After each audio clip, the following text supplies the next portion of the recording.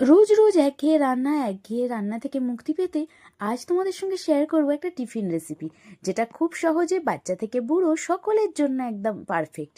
চটপট ট্রাই করে তুমিও কিন্তু কমেন্ট করতে ভুলো না। তো দেখো, একদম ঝরঝরে চিড়ের পোলাও। দেখতে পেয়েছো কতটা সুন্দর দেখতে হয়েছে না? আরে দেখেই জিভে জল আসছে। আরে জানি জানি, রেসিপিটা তো আগে শেয়ার করতে হবে। রেসিপি না শেয়ার করলে পাবে কি করে কি রান্না করলাম? চলো, তার জন্য কিছুই না, অল্প একটু শুকনো চিড়ে, ঝরঝরে চিড়ে জাস্ট ভালো করে জল দিয়ে ধুয়ে কিছুক্ষণের জন্য রেখে দেবো। জলটা যখন দেখবে বেশ শোক করে নিয়েছে, বেশ ঝরঝরে হয়ে যায়। এই যে দেখো, চিড়ের পরিমাণটা খুব বেশি নেব না, অল্পতেই দেখবে অনেকটা হয়ে যায়। মানে একটা বাচ্চা, একজন বড়, দুজন কিন্তু খেয়ে নেবে যতটা পরিমাণে হয়।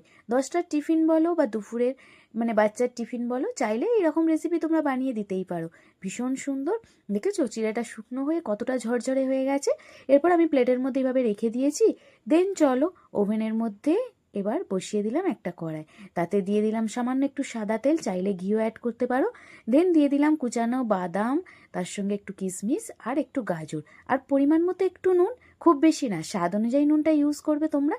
দেন একটু নাড়াচাড়া করবো। আমি এখানে আমন্ড বাদাম ব্যবহার করেছি, তোমরা চাইলে চীনা বাদাম হোক, যে কোনো পছন্দের বাদাম, বাচ্চার জন্য যেটা স্বাস্থ্যকর সেটা এখানে অ্যাড করবে।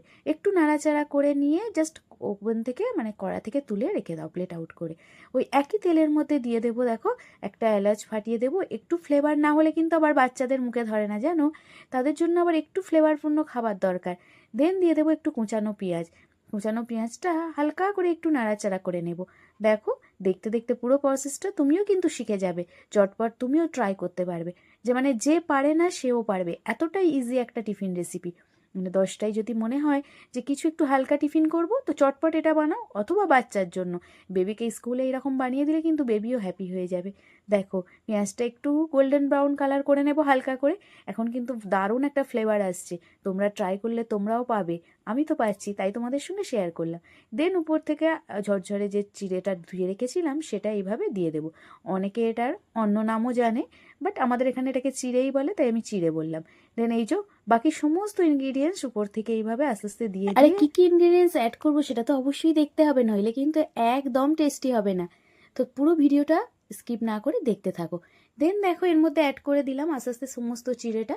এই যে দেখো, একটু হাতে করে এইভাবে ঝুরঝুরে করে দেবে, নইলে কিন্তু জড়িয়ে যেতে পারে, মানে গায়ে গায়ে লেগে যাবে, খেতে একদম ভালো লাগবে না। দেন হালকা করে একটু নাড়াচাড়া করে নেব যাতে পেঁয়াজটা পুড়ে না যায়। আর দিয়ে দেবো উপর থেকে আগে যে ফ্রাই করে রেখেছিলাম গাজর, বাদাম, কিশমিশ, সেটা দিয়ে একটু নাড়াচাড়া করে নিয়ে বাকি কি কি অ্যাড করছি একটু দেখো। দিয়ে দিচ্ছি সামান্য একটু চিনি, 2-4টে চিনির দানা না দিলে একটু মিষ্টি ভাবটা না আসলে কিন্তু খেতে ভালো লাগবে না, তাই দিয়ে দিলাম। চাইলে তুমি স্কিপ করতে পারো। তুমি যদি মনে করো যে এটা আমার কেউ বাড়িতে খাবে না চিনি দেওয়া, তো স্কিপ করে দেবে। তো দেন দিয়ে দেবো শেষে আবারও একটু ঘিয়ের পরিমাণটা তুমি কিন্তু বাড়াতেও পারো। বাচ্চার জন্য কিন্তু ভীষণ হেল্পফুল। আমার যেহেতু অনেকটা হয়েছে তাই অল্প পরিমাণে ঘি অ্যাড করলাম। তুমি এটা বাড়া কমা করে নেবে আন্দাজ মতো। মানে বেশি হলে অবশ্যই স্বাস্থ্যের পক্ষে উপকারী, বাচ্চার জন্য আর বড়দের জন্য কিন্তু খুব একটা ভালো না। তাই পরিমাণ অনুযায়ী তুমি ঘিটা অ্যাড করবে। ঘি দেওয়ার পর আবারও হালকা হাতে একটু নাড়াচাড়া করব। ওভেনটা কিন্তু একদম লো ফ্লেমে এখানে রেখে দেবে। দিয়ে এইভাবে উল্টে পাল্টে খুব সাবধানে একটু নাড়াচাড়া করবে, নইলে চিড়েটা কিন্তু একদম গুঁড়ো গুঁড়ো হয়ে যাবে, ভালো লাগবে না খেতে, তাই বললাম। দেখেছো কতটা সুন্দর দেখতে হয়েছে? ভীষণ কালারফুল না? মানে আমার তো ভীষণ ভালো লেগেছে। এক তো কালারফুল, খেতেও ভীষণ টেস্টি হয়েছে জানো। এই যে দেখো, ফাইনালি দেখেছো কতটা সুন্দর হয়েছে? এরপর চলো, প্লেট আউট করে না দেখালে তুমি জানবে কি করে সত্যি কতটা সুন্দর হয়েছে? তার জন্য এই যে একটা প্লেট নিয়ে নিয়েছি, এর মধ্যে এবার একটু দিয়ে দেখাই। দেখো কতটা ঝরঝরে হয়েছে, দেখেছো? এটা কিন্তু পুরোপুরি ঠান্ডা হয়ে গেছে, বা হালকা উষ্ণ গরম থাকলেও কোনো প্রবলেম নেই। দেখেছো কতটা ঝরঝরে হয়েছে? কোনো রকম দলা পাকাও নেই, কোনো রকম জড়ানো ভাবও নেই। দেখো, ভীষণ কালারফুল আর খেতে ভীষণ টেস্টি হয়েছে জানো। আবারও বলছি, চাইলে অবশ্যই একবার অন্তত ট্রাই করো। হয়তো বৃষ্টি হচ্ছে, বৃষ্টির দিনে বিকালবেলা ইচ্ছে করলো একটু কিছু হালকা টিফিন করতে, তো চটপট এটা বানিয়ে নাও। মাত্র 5 থেকে 7 মিনিট সময় লাগবে। দেখেছো কতটা সহজে হয়ে যাবে?